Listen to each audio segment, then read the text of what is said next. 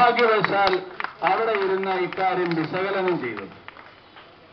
അദ്ദേഹം തന്നെ എഴുതിയിട്ടുള്ള രേഖകളുണ്ട്, പത്രപ്രസ്താവനകളുണ്ട്. കോടതിയുടെ ബേസിക് ആയിട്ടുള്ള ഫൈൻഡിങ് അന്ത്യോക്യ പാത്രിയാർക്കീസ് മലങ്കര സഭയുടെ ആത്മിക പരമാധ്യക്ഷനായി തുടരുന്നു എന്നുള്ളതാണ്. ഞാൻ വളരെ ശക്തമായി എന്നാൽ വിനയത്തോടെ അപേക്ഷിക്കുകയാണ്, ജഡ്ജ്മെന്റിൽ ആശ്രയിക്കുന്ന പ്രിയപ്പെട്ട നമ്മളോട് വിയോജിപ്പുള്ള സഹോദരങ്ങൾ, ഈ ഒരു കാര്യം ആദ്യമായിട്ടൊന്ന് പ്രായോഗികമാക്കണം. ഇന്ത്യയുടെ പരമോന്നത ന്യായപീഠം വിധി എഴുതി ഡിക്രിയായിട്ടുള്ള അന്ത്യോക്യ പാത്രിയാർക്കീസിന്റെ ആത്മീക മേലധ്യക്ഷത ഞങ്ങൾ സ്വീകരിക്കുവാൻ തയ്യാറാണ് എന്ന് പരസ്യമായി പറഞ്ഞാൽ മലങ്കര സഭയിൽ ഇതുപോലുള്ള പ്രശ്നങ്ങൾ ഇനി ഉണ്ടാകുകയില്ല. രണ്ടാമതായി അവർ ശ്രദ്ധിക്കേണ്ട മറ്റൊരു കാര്യമുണ്ട്.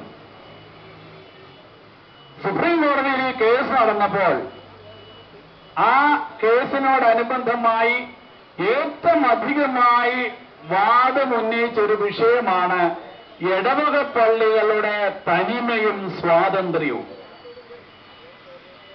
വളരെ അസന്നിഗ്ധമായി ഭൂരിപക്ഷ ജഡ്ജ്മെന്റിൽ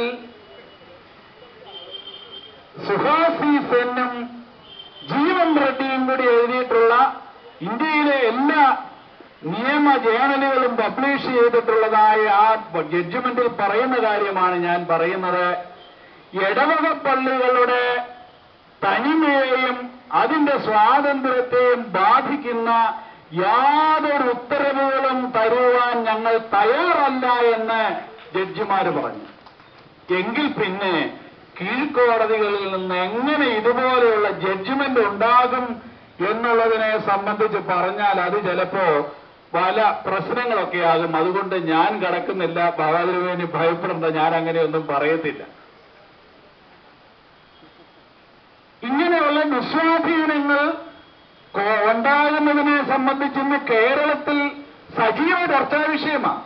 സഭയിൽ മാത്രമല്ല, സഭാ കേസിനെ സംബന്ധിച്ച് മാത്രമല്ല, രാഷ്ട്രീയ കേസുകളെ സംബന്ധിച്ചൊക്കെ ഇങ്ങനെ വ്യതിയാനങ്ങൾ ഉണ്ടാകുന്നത് എന്തുകൊണ്ടാണ്? സുപ്രീം കോടതി ഇട്ടിരിക്കുന്ന ഈ അടിത്തറയിൽ നിന്ന് മാറുവാൻ എങ്ങനെ സാധിക്കുന്നു എന്നുള്ളത് ഇതേക്കുറിച്ച് പഠിക്കുന്ന ആർക്കും മനസ്സിലാകാവുന്ന, പുറകിലൂടെ സൈഡിൽ പാർശ്വവീക്ഷണം നടത്തുന്നവർക്ക് മനസ്സിലാകുന്ന കാര്യമാണ്.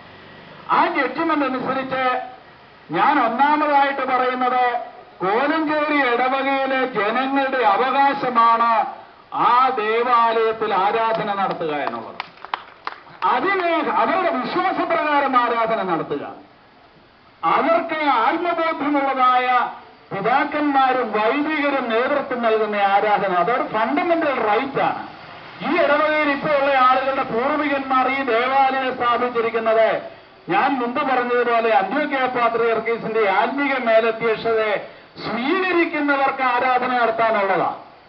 അല്ലാതെ അതിനെ നിഷേധിച്ചും പ്രതിഷേധിച്ചും ഈ യഥാർത്ഥ തത്വം സ്വീകരിക്കാതെ കേസുകൾ നടത്തിയും നടക്കുന്ന ആളുകൾക്ക് കയ്യേറുവാനായിട്ടുള്ളതല്ല ഇങ്ങനെയുള്ള ദേവാലയം. ഞാൻ ആ ഭാഗം വിടട്ടെ. മലങ്കര സഭയെ സംബന്ധിച്ചിടത്തോളം ഏറ്റവും നിർണായകമായ ഒരു കാര്യമാണിത്. ഇടവക പള്ളികളിന്മേലുള്ള അധികാരം, അവകാശം ഉപേക്ഷിക്കുക എന്നുള്ളത് ഇടവകക്കാരെ സംബന്ധിച്ചിടത്തോളം സാധ്യമല്ല.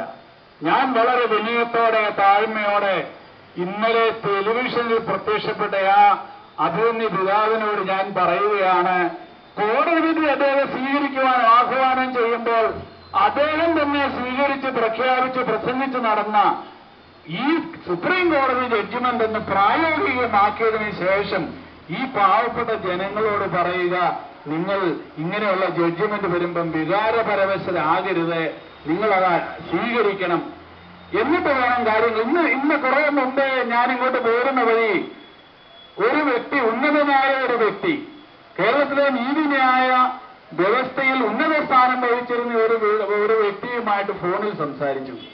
അദ്ദേഹം എന്നോട് പറഞ്ഞു, കോടതി വിധി നടപ്പാക്കുക എന്ന് പറയുന്നത് പത്രത്തിൽ ഒരു വാർത്ത വന്നാൽ ഉടനെ എടുത്തു ചാടി നടത്തേണ്ട കാര്യമല്ല. ഞാൻ സമ്മതിക്കുകയാണ്, ഈ ജഡ്ജ്മെന്റ് വന്നിട്ടുണ്ട്. ആ ജഡ്ജ്മെന്റ് വന്നാൽ ആ ജഡ്ജ്മെന്റിന് ഡിഗ്രി ആകണം. നിങ്ങൾ നിയമപരിജ്ഞാനമുള്ള അഭിഭാഷകന്മാരൊക്കെ ഇവിടെ ഇരിപ്പുണ്ട്, കോടതിയുമായിട്ട് ബന്ധപ്പെട്ടിട്ടുള്ള മറ്റാളുകൾ ഇരിപ്പുണ്ട്. ഒരു കോടതിയിൽ നിന്നൊരു വിധി ഉണ്ടായാൽ അത് പ്രായോഗികമാക്കുവാൻ തക്കവണ്ണം ആ കീഴ്ക്കോടതി തയ്യാറാക്കി ഗവൺമെന്റിലേക്കും കക്ഷികൾക്കും കൊടുക്കുന്ന ആ പ്രഖ്യാപനത്തിന് പറയുന്നതാണ് ഡിഗ്രി. ആ ഡിഗ്രി വേണം നടപ്പിലാക്കാൻ, ജഡ്ജ്മെന്റ് അല്ല നടപ്പിലാക്കേണ്ടത്. അല്ലെങ്കിൽ ഡയറക്റ്റ് ആയിട്ടുള്ള സ്പെസിഫിക്കേഷൻസ് വേണം.